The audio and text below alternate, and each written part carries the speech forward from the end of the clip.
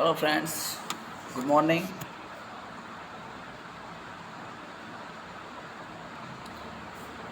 Good morning friends, વિદ્યાર્થી મિત્રો, આપણે જ્ઞાન સેતુ બ્રિજ કોર્સ રેડીનેસના પહેલું લેક્ચર બનાવી રહ્યા છીએ, જ્યારે પ્રકરણ 1માં પહેલો મુદ્દો આપણી પાસે છે સંખ્યા પરિચય. વિદ્યાર્થી મિત્રો, આપણે અગાઉના ધોરણની અંદર આપણે 2 મહિના માટેનો અભ્યાસ કર્યો હતો, જેમાં સંખ્યા પરિચય છે થોડા ઘણા ચેપ્ટરને વિશે આપણે ચર્ચા કરી ચૂક્યા છીએ, અને એમાં તમે સંખ્યા પરિચયનો અભ્યાસ કર્યો હશે, અને 1 થી 8 ધોરણની અંદર પણ તમારે સંખ્યાઓ વિશે તમે જાણો છો. હવે વિદ્યાર્થી મિત્રો, આપણે અહીંયા સંખ્યા પરિચય ચેપ્ટર નંબર 1માં સંખ્યા પરિચય છે. એમાં આપણે સૌપ્રથમ ભણવાનું છે કુલ 1 પ્રાકૃતિક સંખ્યા વિશે અભ્યાસ કરશું, પૂર્ણ સંખ્યા વિશે અભ્યાસ કરશું, પૂર્ણાંક સંખ્યા વિશે અભ્યાસ કરશું, અપૂર્ણાંક સંખ્યા વિશે અભ્યાસ કરશું, વાસ્તવિક સંખ્યાઓ વિશે આપણે અભ્યાસ કરશું. દરેક સંખ્યા વિશે આપણે અભ્યાસ કરવાના છે. જે પૈકીને પહેલા નંબરમાં છે પ્રાકૃતિક સંખ્યા છે. પ્રાકૃતિક સંખ્યા. તો વિદ્યાર્થી મિત્રો, સૌપ્રથમ પ્રાકૃતિક સંખ્યા કહેવાય કોને? પ્રાકૃતિક સંખ્યા કહેવાય કોને? તો પ્રાકૃતિક સંખ્યા એટલે કે જેની અંદર માત્ર ગણતરીની સંખ્યાઓ હોય છે. માત્ર કેવી સંખ્યાઓ હોય છે? ગણતરીની. હવે તમે વિચારતા હશો કે ગણતરીની સંખ્યાઓ તમે કોને કહી શકો છો?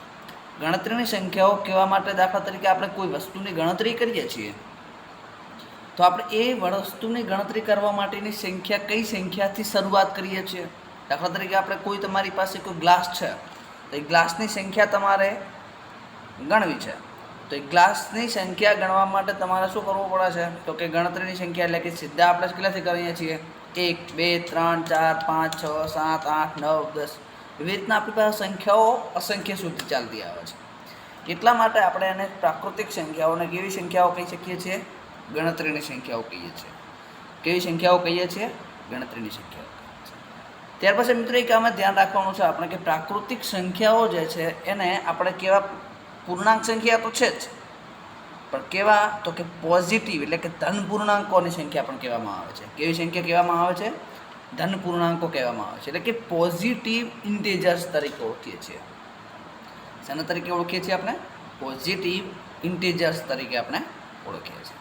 અને એ પોઝિટિવ ઇન્ટીજર્સ જે છે એ કુલ એટલી સંખ્યાઓ કેટલી છે? અસંખ્ય છે. એને પ્રાકૃતિક સંખ્યાઓ કેવી ને ગણતરીની સંખ્યાઓ પણ કહે છે. ત્યાર પછી પ્રાકૃતિક સંખ્યાઓની અંદર કઈ કઈ સંખ્યાઓનો સમાવેશ થાય છે? તો કે માત્ર ને માત્ર ધન પૂર્ણાંકોનો સમાવેશ થાય છે, જેવી કે 1 2 3 4 5. આ પ્રાકૃતિક સંખ્યાઓ છે. બીજા નંબરની અંદર કે પ્રાકૃતિક સંખ્યા જે છે એ પ્રાકૃતિક સંખ્યાને ઇંગ્લિશની અંદર આપણે શેના તરીકે ઓળખી શકીએ છીએ? તો કે નેચરલ નંબર. Natural number. શેના તરીકે ઓળખીએ છીએ? Natural number. એટલે કે પ્રાકૃતિક સંખ્યાઓ. પ્રાકૃતિક સંખ્યાને આપણે સંકેતની અંદર શેના વડે દર્શાવી શકીએ છીએ? તો કે n વડે દર્શાવી શકીએ છીએ. શેના વડે દર્શાવી શકીએ છીએ? n વડે દર્શાવી શકીએ છીએ. ત્યાર પછી એક અગત્યનો પ્રશ્ન છે મિત્રો કે સૌથી નાની પ્રાકૃતિક સંખ્યા કેટલી છે? સૌથી નાની પ્રાકૃતિક સંખ્યા કઈ છે? તો કે 1 હશે. ખાસ મિત્રો ધ્યાન રાખવાનું છે આપણે તો કે પ્રાકૃતિક સંખ્યાઓની અંદર પ્રાકૃતિક સંખ્યાઓ કોને કહેવાય છે? તો કે પ્રાકૃતિક સંખ્યાઓને ગણતરીની સંખ્યાઓ કહેવામાં આવે છે. પ્રાકૃતિક સંખ્યાની અંદર કઈ સંખ્યાઓનો સમાવેશ થાય છે? તો કે ધન પૂર્ણાંકોનો સમાવેશ થાય છે. પ્રાકૃતિક સંખ્યાઓ કેટલા સુધી દર્શાવે છે? તો કે અસંખ્ય હોય છે. ત્યાર પછી સૌથી નાની પ્રાકૃતિક સંખ્યા કઈ છે? તો કે સૌથી નાની પ્રાકૃતિક સંખ્યા કેટલી છે? 1 છે. અને પ્રાકૃતિક સંખ્યાને ઇંગ્લિશમાં શેના વડે દર્શાવવામાં આવે છે? તો કે નેચરલ નંબર વડે દર્શાવી શકાય છે. શેના વડે દર્શાવી શકાય છે? નેચરલ નંબર વડે દર્શાવી શકાય છે. રાઈટ. તો વિદ્યાર્થી મિત્રો, જો તમારી પાસે ચોપડો અને પેન હોય તો જે આપણે ચલાવીએ છીએ એ વિડીયોને સ્ટોપ કરી અને લખી લેજો, જેથી તમારે નિશ્ચિત મળે. ખાસ ધ્યાન રાખજો મિત્રો, અહીંયા જે આપણે ભણાવી રહ્યા છે એની પરીક્ષા છે તમારે અહીંયા ટૂંક જ સમયની અંદર. એટલે માટે ખાસ વિદ્યાર્થી મિત્રો વિડીયો ધ્યાનથી જોઈ લેવાના રહેશે. ત્યાર પછી આપણે જોઈએ પ્રાકૃતિક સંખ્યા પછીની સંખ્યા એક આવે છે, એ સંખ્યાનું નામ છે પૂર્ણ સંખ્યા. શું નામ છે? પૂર્ણ સંખ્યા છે. તો વિદ્યાર્થી મિત્રો આપણે જેવી રીતે પ્રાકૃતિક સંખ્યાઓ વિશેનો અભ્યાસ કર્યો છે કે પ્રાકૃતિક સંખ્યાની અંદર કઈ કઈ સંખ્યાઓનો આપણે સમાવેશ કરી શકીએ છીએ. તો કે પ્રાકૃતિક સંખ્યાઓની અંદર કે ધન પૂર્ણાંકોનો જ સમાવેશ થાય છે. હવે અહીંયા પૂર્ણ સંખ્યા છે, તો કે પૂર્ણ સંખ્યાને ઇંગ્લિશમાં શેના તરીકે ઓળખી શકાય છે? તો કે હોલ નંબર. શેના તરીકે ઓળખી શકાય છે? હોલ નંબર, એટલે કે પૂર્ણ સંખ્યાઓ. હોલ નંબર છે તો કે પ્રાકૃતિક પૂર્ણ સંખ્યા છે, એ પૂર્ણ સંખ્યાનો સંકેત શું બનશે? તો કે ડબલ્યુ બનશે. શું બનશે? ડબલ્યુ બનશે. તો એક પહેલો પ્રશ્ન શું થશે કે પૂર્ણ સંખ્યાને ઇંગ્લિશમાં કયા નામ તરીકે ઓળખવામાં આવે છે? તો કે હોલ નંબર. પૂર્ણ સંખ્યાનો સંકેત શું છે? તો કે ડબલ્યુ છે. તો પૂર્ણ સંખ્યાઓની અંદર કઈ કઈ સંખ્યાઓનો સમાવેશ થાય છે? ફરી પ્રશ્ન થશે અહીંયા. તો કે પૂર્ણ સંખ્યાઓની અંદર શાનો સમાવેશ થાય છે? તો કે પૂર્ણ સંખ્યાની અંદર કે 0 પ્લસ ધન પૂર્ણાંકો. 0 પ્લસ ધન પૂર્ણાંકો, રાઈટ. 0 પ્લસ ધન પૂર્ણાંકો એટલે કે તો એની અંદર 0 આવશે, બાકીની બધી જ પ્રાકૃતિક સંખ્યાઓ હશે. 1 2 3 4 5 થી અનંત સુધી હશે, રાઈટ. તો મિત્રો આમાંથી આપણે ખાલી પૂર્ણ સંખ્યાઓની અંદર એનું નામ શું છે? તો કે હોલ નંબર છે. એનો સંકેત શું છે? તો કે ડબલ્યુ છે, રાઈટ. પૂર્ણ સંખ્યાઓની અંદર કઈ કઈ સંખ્યાઓનો સમાવેશ થાય છે? તો કે 0 પ્લસ ધન પૂર્ણાંકોનો સમાવેશ થાય છે. અને બીજા નંબરનો પ્રશ્ન એ છે કે 0 એ સૌથી નાની પૂર્ણ સંખ્યા છે. ખાસ ધ્યાન રાખજો મિત્રો, 0 એ સૌથી નાની પૂર્ણ સંખ્યા છે અને તે કેટલા સુધી વિસ્તરેલી છે? અસંખ્ય સુધી વિસ્તરેલી છે. તો આપણે અહીંયા પ્રાકૃતિક સંખ્યાઓ અને પૂર્ણ સંખ્યાઓ વિશેની ચર્ચા કરીએ. પ્રાકૃતિક સંખ્યાઓની જે સંખ્યાઓ છે એને નેચરલ નંબર કહેવાય છે. એના સંકેતમાં n વડે દર્શાવી શકાય છે. અને પ્રાકૃતિક સંખ્યાઓમાં સૌથી નાનામાં નાની સંખ્યા કઈ હોય છે? 1 હોય છે. જ્યારે પૂર્ણ સંખ્યાની અંદર સૌથી નાનામાં નાની સંખ્યા કઈ જોવા મળશે આપણને? કઈ સંખ્યા જોવા મળશે? 0 જોવા મળશે. અને તે કેવી સંખ્યાઓ છે? અસંખ્યાઓ છે, અસંખ્ય છે. હવે મિત્રો આપણે એના પછીની આગળની વાત કરીએ કે પૂર્ણાંક સંખ્યાઓની વાત કરીએ. તો કે પૂર્ણાંક સંખ્યાઓની અંદર એક પૂર્ણાંક આવે છે. જેવી રીતના આપણે ધન પૂર્ણાંકની વાત કરી એવી રીતના ઋણ પૂર્ણાંક આવે છે. શું આવે છે? ધન પૂર્ણાંકની જેમ જ ઋણ પૂર્ણાંક આવે છે. માટે આપણે પહેલું એક આપણા ઋણ પૂર્ણાંક કોને કહેવાય છે એના વિશેની ચર્ચા કરી લઈએ. તો કે ઋણ પૂર્ણાંકો એટલે કે જે માઇનસવાળા હશે. તો અહીંયા આપણે જોઈ શકીએ છીએ -1 -2 -3 -4 અપ ટુ અનંત સુધી હશે. આ જે બધા આપણે અહીંયા દર્શાવેલા છે એ બધા કેવા છે? ઋણ પૂર્ણાંકો. ઋણ પૂર્ણાંકો એટલે કે એને નેગેટિવ ઇન્ટેજર કહેવાય. શું કહેવાશે? નેગેટિવ ઇન્ટેજર કહેવાશે. ખાસ ધ્યાન રાખજો મિત્રો, નેગેટિવ ઇન્ટેજર. હવે સૌથી મોટો ઋણ પૂર્ણાંક કયો છે? તો કે 1 છે. આ તમને પાછો ફરી પ્રશ્ન થતો હશે કે સૌથી મોટો સર કેવી રીતના કહી શકાય છે? તો સૌથી મોટો એટલા માટે કહી શકાય કે -1 પ્લસ -3, એટલે કે આ 3 જે છે એ 3 કરતાં કેવો હશે? નાનો હશે. એટલા માટે -1 એ સૌથી મોટો ઋણ પૂર્ણાંક છે. તે કેટલી સંખ્યાઓ ધરાવે છે? અસંખ્ય સુધી ધરાવે છે. એટલે કે નેગેટિવ ઇન્ટેજર કહેવાશે. આને શું કહેવાશે ઇંગ્લિશમાં? નેગેટિવ ઇન્ટેજર કહેવાશે. ત્યાર પછી આપણે જુઓ એક પ્રાકૃતિક સંખ્યાનો અભ્યાસ કર્યો, ત્યાર પછી પૂર્ણ સંખ્યાનો અભ્યાસ કર્યો, રાઈટ. પ્રાકૃતિક સંખ્યાની અંદર ધન પૂર્ણાંકોનો સમાવેશ થાય છે. પ્રાકૃતિક સંખ્યાને આપણે શું કહીએ છીએ? નેચરલ નંબર કહીએ છીએ. એમાં ધન પૂર્ણાંકોનો સમાવેશ થાય છે. અને ગણતરીની સંખ્યા પણ કહેવામાં આવે છે. સૌથી નાની સંખ્યા એમાં કેટલી જોવા મળે છે? 1 છે. ત્યાર પછી આપણે જોયું પૂર્ણ સંખ્યા. પૂર્ણ સંખ્યામાં 0 પ્લસ ધન પૂર્ણાંકોનો સમાવેશ કરવામાં આવે છે. 0 પ્લસ ધન પૂર્ણાંકોનો સમાવેશ કરવામાં આવે છે. સૌથી નાની પૂર્ણાંક સંખ્યા કે પૂર્ણ સંખ્યા કઈ છે? તો કે 0 છે. ત્યાર પછી આપણે જોઈ શકીએ છીએ મિત્રો કે અહીંયા પૂર્ણાંક સંખ્યા વિશેનો આપણે થોડા ઘણો ખ્યાલ મેળવી લઈએ. પૂર્ણાંક સંખ્યા પૂર્ણાંક સંખ્યાની અંદર મિત્રો આપણે જોઈ શકીએ છીએ કે જે પ્રમાણે પ્રાકૃતિક સંખ્યાની અંદર આપણે ધન પૂર્ણાંકનો સમાવેશ લીધો હતો. પ્રાકૃતિકની અંદર શું લીધું હતું? ધન પૂર્ણાંકો એકલા પોઝિટિવ ઇન્ટીજર હતા. ત્યાર પછી આપણે પૂર્ણ સંખ્યાનો અભ્યાસ કર્યો તો કે એમાં 0 અને ધન પૂર્ણાંકોનો સમાવેશ કર્યો. રાઈટ. હવે આપણી પાસે આવે છે પૂર્ણાંક સંખ્યા, એટલે કે એને ઇંગ્લિશની અંદર શું નામ કહેવામાં આવે છે? જેલન નંબર. ધ્યાન રાખજો મિત્રો, જાલન નંબર. એનો સંકેત શું છે? તો કે ઝેડ છે. તો કે પૂર્ણાંક સંખ્યાની અંદર કયા કયા સંખ્યાઓનો સમાવેશ થશે? તો 1. હજુ આપણે અગાઉની અંદર એક પ્રાકૃતિક સંખ્યાની અંદર કયા પૂર્ણાંકો આવતા હતા? તો કે ધન પૂર્ણાંકો હતા. રાઈટ. બીજા નંબરની અંદર પૂર્ણ સંખ્યાઓની અંદર કયો સંખ્યા એક ઉમેરાણી હતી? તો કે 0 ઉમેરાણા હતી. તો આપણે પ્રાકૃતિક સંખ્યાની વ્યાખ્યા આપણે શું આપી શકીએ? કે ધન પૂર્ણાંકોના સમૂહને પ્રાકૃતિક સંખ્યા કહેવાય. રાઈટ. પૂર્ણ સંખ્યા કોને કહેવાશે? તો કે 0 અને ધન પૂર્ણાંકોના સમૂહને પૂર્ણ સંખ્યા કહેવાય. હવે અહીંયા પૂર્ણાંક સંખ્યાની અંદર ઋણ પૂર્ણાંકોનો આપણે સમાવેશ કરવાનો છે. શેનો સમાવેશ કરવાનો છે? ઋણ પૂર્ણાંકોનો. જેમ કે આપણે જોઈ શકીએ છીએ અહીંયા -1, 0, 1 થી ને અનંત સુધી. રાઈટ. તો કે આ જે સંખ્યા દર્શાવેલી છે, જુઓ આવી રીતના સંખ્યા દર્શાવી શકાય. આ બાજુ પણ આપણે અહીંયા -1 છે, આ નેગેટિવ ઇન્ટીજર છે, આ નેગેટિવ ઇન્ટીજર છે, આ પોઝિટિવ ઇન્ટીજર છે, એટલે કે આ બાજુ પ્લસ છે, આ બાજુ માઇનસ છે, અહીંયા વચ્ચે 0 છે. એટલે કે શૂન્યની ડાબી બાજુએ ઋણ પૂર્ણાંકો આવશે અને એની જમણી બાજુએ ધન પૂર્ણાંકો આવશે. એટલે કે ધન પૂર્ણાંકો, ઋણ પૂર્ણાંકો અને શૂન્યના સમૂહને પૂર્ણાંક સંખ્યા કહેવામાં આવે છે. ધન પૂર્ણાંકો, ઋણ પૂર્ણાંકો અને શૂન્યના સમૂહને શું કહેવામાં આવે છે? પૂર્ણાંક સંખ્યા કહેવામાં આવે છે. હવે આમાં વિદ્યાર્થી મિત્રો કોઈ નાની સંખ્યા આપણને જોવા મળતી નથી, માટે આપણે અહીં શું કહી શકીએ છીએ કે તે અસંખ્ય સંખ્યાઓ ધરાવે છે. તો મિત્રો હું આશા રાખું છું કે આટલા સુધી આપણે ટોપિક ક્લિયર થઈ ચૂક્યા હશે. રાઈટ. આટલા સુધી આપણે શું થયું હશે?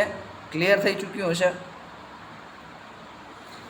હવે ત્યાર પછી આપણે હજુ આગળ અહીંયા કેટલા સુધી આપણે અભ્યાસ કરી ચૂક્યા છીએ? તો કે 1 પ્રાકૃતિક સંખ્યા, 2 પૂર્ણ સંખ્યા, 3 પૂર્ણાંક સંખ્યા.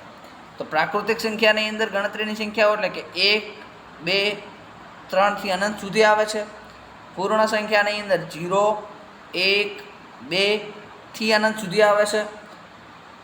3 પૂર્ણાંક સંખ્યાની અંદર એમાં આપણે મિત્રો આપણે જોઈ શકીએ છીએ કે નેગેટિવ ઇન્ટેજર આ બાજુ અનંત સુધી હશે, 0, 1 અને અનંત સુધી આપણે દર્શાવી શકીએ છીએ. રાઈટ. તો કે આ 3 સંખ્યાઓની ચર્ચા કરી છે અને 3 સંખ્યાઓમાંથી ઇમ્પોર્ટન્ટ ક્વેશ્ચન નીકળી શકે છે. રાઈટ. ત્યાર પછી આપણે વાત કરીએ છીએ કે તમે 8મા ધોરણની અંદર ભણ્યા છો અપૂર્ણાંકો.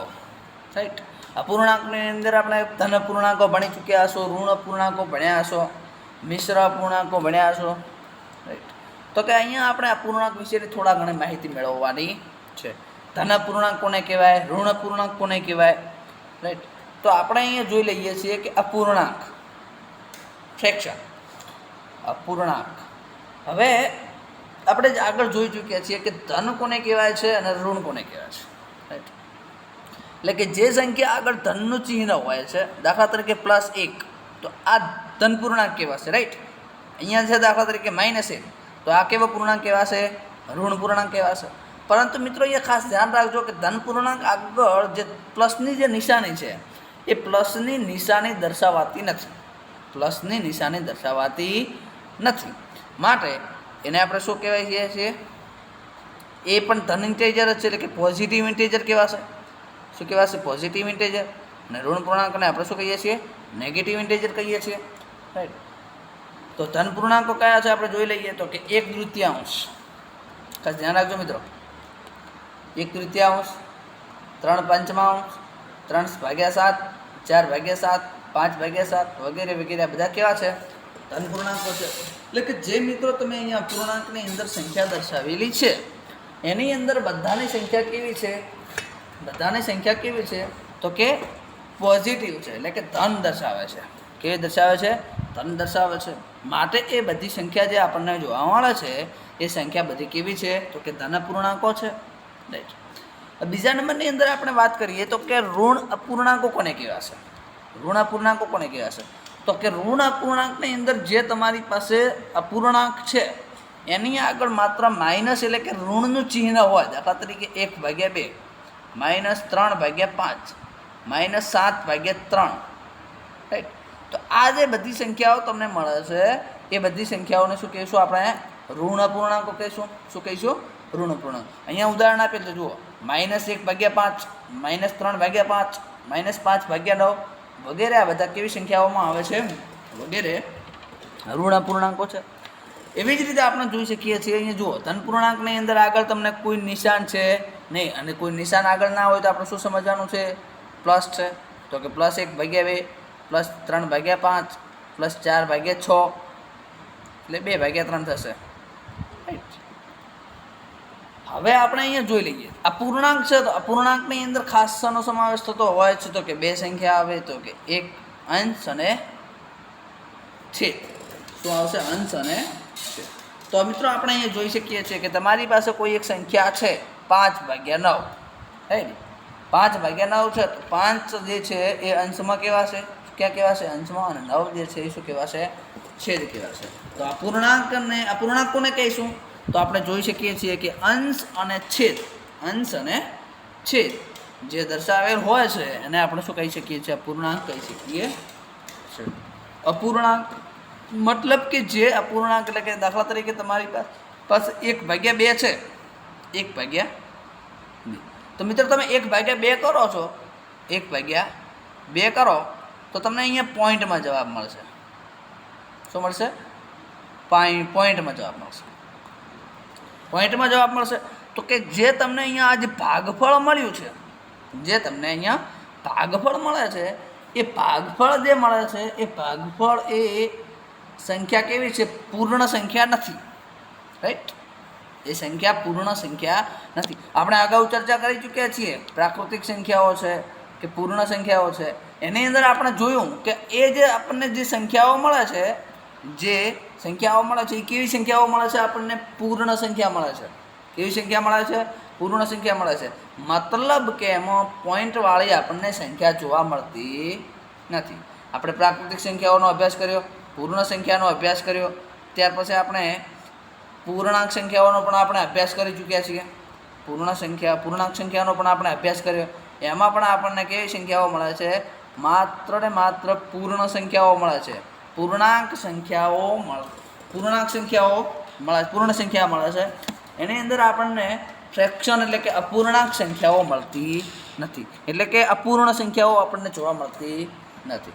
એટલે આપણે કહી શકીએ છીએ કે જે અંશ અને છેદ, ખાસ ધ્યાન રાખજો, સમજવા માટેની વ્યાખ્યા છે કે જે અંશ અને છેદ આપેલા હોય એ સંખ્યા આપણે એને કેવી સંખ્યા તરીકે ઓળખીએ છીએ? અપૂર્ણાંક સંખ્યા તરીકે ઓળખી શકીએ છીએ. એ સંખ્યા આપણને પૂર્ણ સંખ્યા તરીકે મળતી. ત્યાર પછીનો એક મુદ્દો છે કે દશાંશ સંખ્યા કોને કહેવાશે?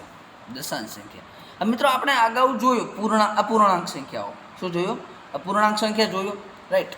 અપૂર્ણાંક સંખ્યાની અંદર આપણે વાત કરી કે 1/2 તમે કરો છો, 1/2 કરો છો તો આપણને અહીંયા જે 0.5 મળે છે, ઓકે, 0.5 મળે છે.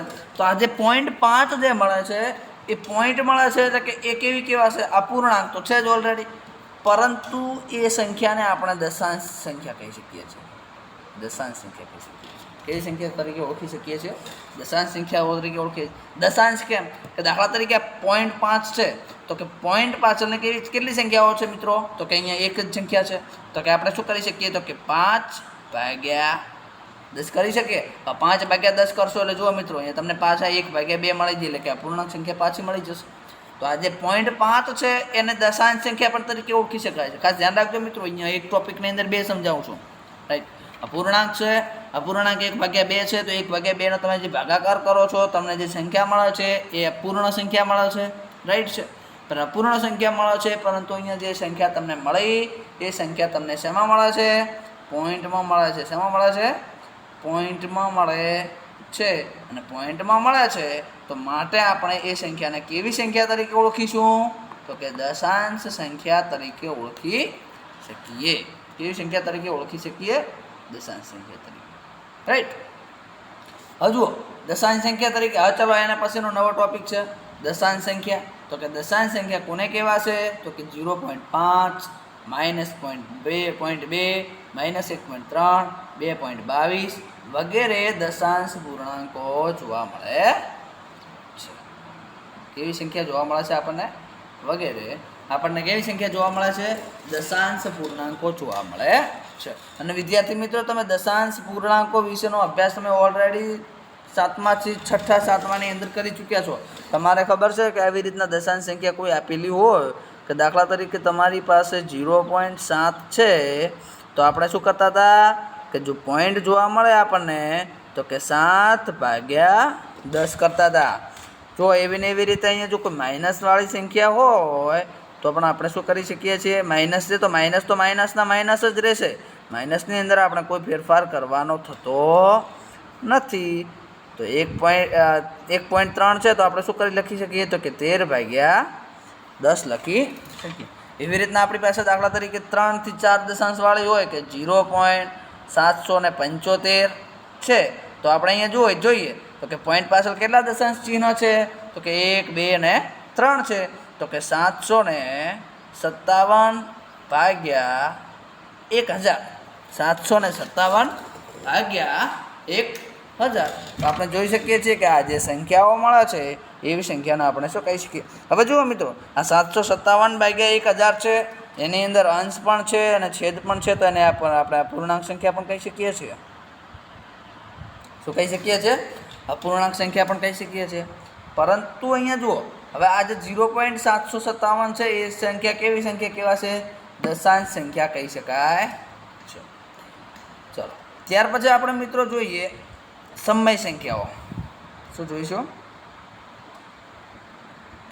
ચલો, એક વખત આપણે મિત્રો ફરીથી આપણે એક વખત જોઈ લઈએ.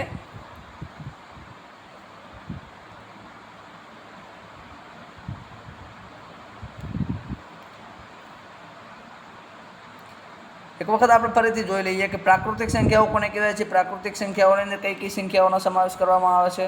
તો કે પ્રાકૃતિક સંખ્યા જે છે એ 1, 2, 3 1થી કરીને અનંત સુધી હોય છે. પ્રાકૃતિક સંખ્યાઓ સૌથી નાની પ્રાકૃતિક સંખ્યા કેટલી હોય છે? 1 હોય છે. પ્રાકૃતિક સંખ્યાઓને ગણતરીની સંખ્યા પણ કહેવામાં આવે છે. તેને ધન પૂર્ણાંકો પણ છે અને તે કેટલા સુધી હોય છે? અસંખ્ય સુધી હોય છે. બીજા નંબરની અંદર એમ કે પ્રાકૃતિક સંખ્યાને આપણે શું તેના તરીકે ઓળખી શકીએ છીએ? કે નેચરલ નંબર તરીકે આપણે કહી શકીએ છીએ. નેચરલ નંબર એટલે કે n હોય છે. ત્યાર પછી એમાં સૌથી નાની પ્રાકૃતિક સંખ્યા કેટલી જોવા મળે છે? 1 જોવા મળે છે. ત્યાર પછી પ્રાકૃતિક સંખ્યાઓને કેવી સંખ્યાઓ ગણતરીની સંખ્યાઓ પણ કહી શકાય છે. એ ધન પૂર્ણાંક સંખ્યાઓ પણ હોય છે અને તે અસંખ્ય સુધી પણ હોઈ શકે છે. અને એને શેના વડે દર્શાવી શકાય છે? એમ વડે. તો મિત્રો આની અંદરથી આમાં આટલા બધા ફેક્ટ યાદ રાખવાના રહેશે. ત્યાર પછી છે પૂર્ણ સંખ્યા.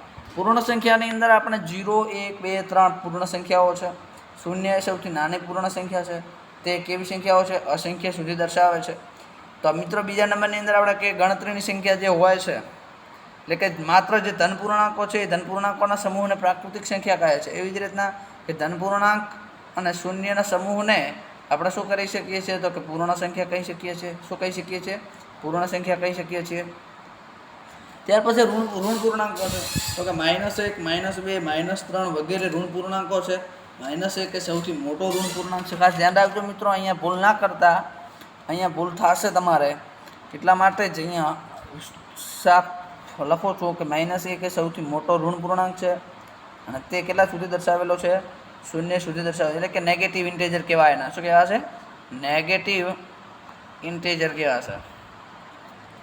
પૂર્ણાંક સંખ્યાઓ કોને કહેવાય? તો કે ધન પૂર્ણાંકો આવે, ઋણ પૂર્ણાંકો આવે અને શૂન્ય આવે. તો એ બધા ત્રણેયના સમૂહને શું કહી શકાય છે? પૂર્ણાંક સંખ્યાઓ કહેવાય છે. એટલે કે -1, 0, 1. તો આ જે સંખ્યાઓ તમને મળે છે જોવા, એ સંખ્યાઓના સમૂહને શું કહેવામાં આવે છે? પૂર્ણાંક સંખ્યાઓ કહે છે. ત્યાર પછી આ પૂર્ણાંક સંખ્યાની આપણે વાત કરીએ તો અપૂર્ણાંકની અંદર પણ ધન પૂર્ણાંક પણ આવી શકે છે અને ઋણ અપૂર્ણાંક પણ આવે છે. તો કે અપૂર્ણાંક કોને કહેવાય? તો કે જે સંખ્યા અંશ અને છેદના સ્વરૂપમાં જોવા મળે. જે સંખ્યા અંશ અને છેદ ના સ્વરૂપમાં જોવા મળે એ સંખ્યાને તમે શું કહી શકો છો? અપૂર્ણાંક સંખ્યા કહેવાય છે. રાઈટ. ત્યાર પછી એના પછી આપણે શું જોવાનું છે? તો એમાં અંશ કોને કહેવાય, છેદ કોને કહેવાય એના વિશેની ચર્ચા કરી. ત્યાર પછી દશાંશ સંખ્યાની વાત કરીએ આપણે. તો કે દશાંશ સંખ્યા કોને કહેવાય છે? તો કે જે સંખ્યાની અંદર આપણે સાદી ભાષામાં કહીએ તો કે પોઈન્ટનો ઉપયોગ કરીએ છીએ. દાખલા તરીકે તમારી પાસે કોઈ 1/2 અપૂર્ણાંક સંખ્યા છે, 1/2 અપૂર્ણાંક સંખ્યા છે, તો 1/2 કરશો તો તમને શું મળશે? 0.5માં મળશે. અને 1.5 0.5 છે, 0.5 જે છે એને દશાંશ પૂર્ણાંક કહેવાય. શું કહેવાય છે? દશાંશ પૂર્ણાંક કહેવાય છે. દશાંશ પૂર્ણાંકની અંદર પ્લસ પણ આવી શકે છે, માઇનસ પણ આવી શકે છે. તો 0.5 છે, -0.2 છે, -1.3 છે, 2.22 છે, વગેરે જે સંખ્યાઓ છે એ કેવી સંખ્યાઓ કહેવાશે? દશાંશ પૂર્ણાંક કહેવાશે. 0.5 5/10, 1.3 એટલે કે 13/10, 2.35 એટલે કે 235/3. તો વિદ્યાર્થી મિત્રો, ખાસ તમારે એક તમારા માટે હોમવર્ક આપું છું હું અત્યારનો. તો મિત્રો, જે આ દશાંશ સંખ્યાઓ વાળું છે એવું દશાંશ સંખ્યાઓ વાળું નીચે કુલ 5 સંખ્યાઓ આવે, એટલે કે 5 પોઈન્ટ વાળું આવે. દાખલા તરીકે 5 પોઈન્ટ 555 57 58 5 પોઈન્ટ આવે એવું નથી કહેતો, પણ એમાં તમારે 10 થી 11 એક્ઝામ્પલ લખવાના રહેશે. 10 થી 11 એવા ઉદાહરણ લખવાના રહેશે. પ્લસ આપણે જે અત્યારે અભ્યાસ કરાવ્યો છે એ અભ્યાસ તમારે ગઈકાલે હોમવર્કની અંદર પૂર્ણ કરવાનો રહેશે. ગઈકાલે તમારે શું કરવાનો રહેશે? પૂર્ણ કરવાનો રહેશે. ઓકે. તો ખૂબ ખૂબ આભાર. અને વિદ્યાર્થી મિત્રો, ખાસ ધ્યાનપૂર્વક વાંચજો. અને તમને કોઈ પણ પ્રશ્ન હોય છે તો તમારે એ પ્રશ્નનું પૂછી અને તમે સોલ્યુશન કરી શકો છો. Thank you very much.